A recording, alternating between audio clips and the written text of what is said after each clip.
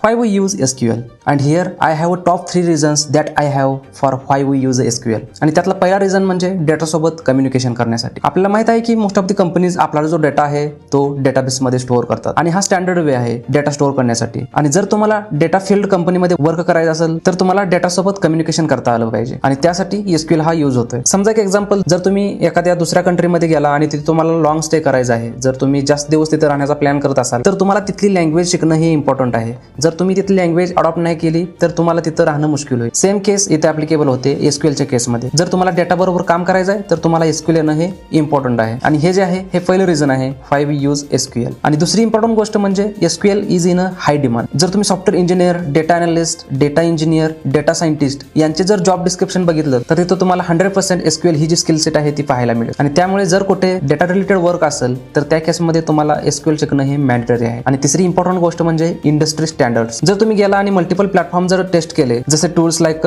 Power BI, Tableau, Kafka, Spark, इथे तुम्हाला समजेल की तिथे ऑलवेज एक सेक्शन असतो जिथे तुम्हाला SQL कोड एंटर करावा लागतो. आणि त्यामुळे मल्टिपल व्हेंडर जे आहेत ते SQL जे आहे हे अडॉप्ट करतात आणि हे वाईडली युज्ड आहे. आणि हे टॉप 3 रिझन्स आहेत की त्यामुळे आपण SQL लर्न केलं पाहिजे.